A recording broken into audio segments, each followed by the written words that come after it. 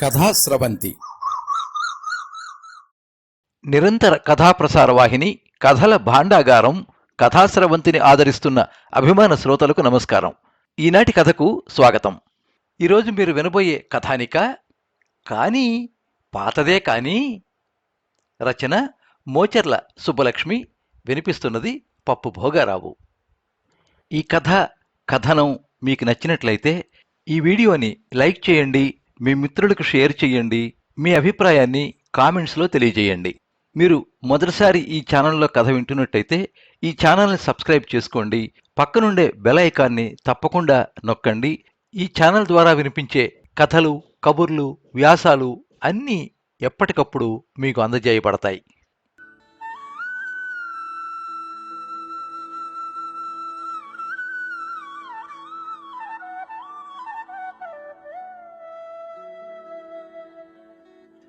ఓ రోజు ఉదయాన్నే మా సుభద్రవదినకు ఓ పాత కానీ దొరికింది. ఇంకా ఆవిడ సంతోషం ఇంత అంత కాదు. తెలిసిన వాళ్ళందరికీ ఆ కానీ చూపించి మురిసిపోయింది.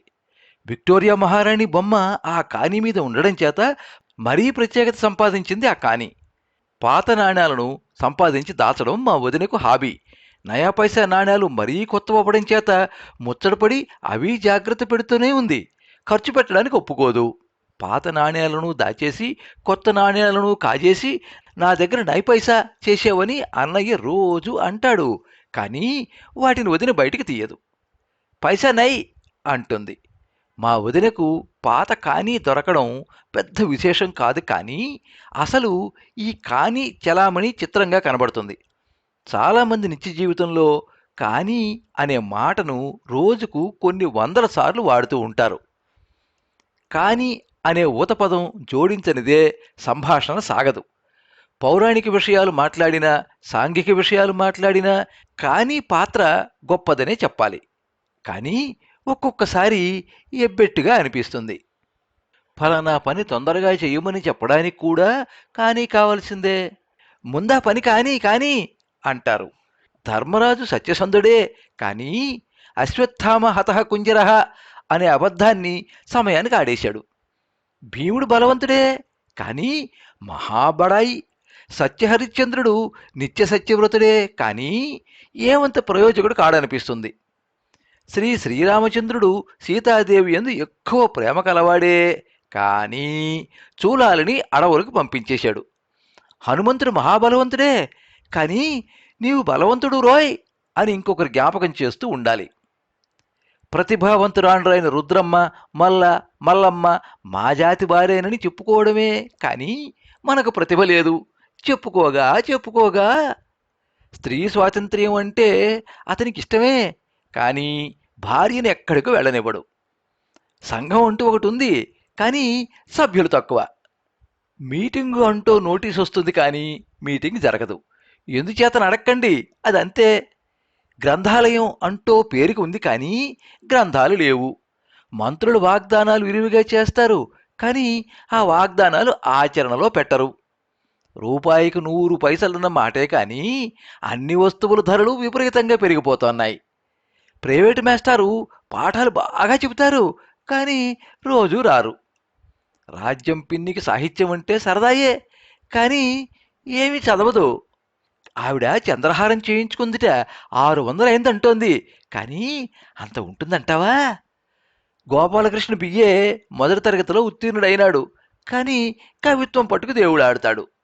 మన చాకలి బట్టలు ఉతికాడు, కానీ తేలేదు. కొన్ని తెచ్చాడు, కానీ అవి మనవు కావు. మా అబ్బాయి మంచి చురుకైన వాడే, కానీ చదవడు. మెలకు వచ్చేసింది, కానీ లేకపోతే ఇంకా నిద్రపోదును. కాళ్ళు లాగే, కానీ లేకపోతే ఇంకా పరిగెట్టి ఉండేవాణ్ణి. వంట అయిపోయింది, కానీ కూర వండాలి. మొన్న సినిమాకి వెళ్ళామన్న మాటే, కానీ సినిమా ఏమీ బాగోలేదు. కడుపు నిండిపోయింది, కానీ లేకపోతే ఇంకా తిందును. ఈ కథ హాస్య సంచికకు రాస్తున్నానన్న మాటే, కానీ ఇది హాస్యం అంటారా? కానీ చదవండి. చదివాము, బాగానే ఉంది, కానీ మరీ బడాయిలేదు అనకండి. నా పేరు రాయకపోదును, కానీ బాగుందంటారని ఆశగా ఉంది. కానీ గీని అనకుండా ఈ కథను లైక్ చేసి మీ మిత్రులందరికీ పంపించండి. నా పేరు మోచెర్ల సుబ్బలక్ష్మి, మా ఊరు భీమవరం.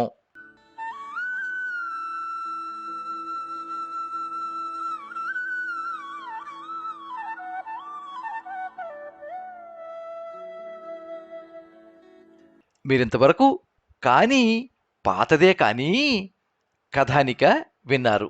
రచన మోచెర్ల సుబ్బలక్ష్మి, వినిపించినది పప్పు భోగారావు. కథానిలయం నుంచి సేకరించిన ఈ కథ 1957 సంవత్సరం ఆగస్టు 28వ తేదీ ఆంధ్ర వారపత్రిక సంచికలో ప్రచురితం అయ్యింది. ఎప్పుడు మీ అభిమానాన్ని కోరుకునే పప్పు భోగారావు. సర్వే జనాః సుఖినో భవంతు. కథా స్రవంతి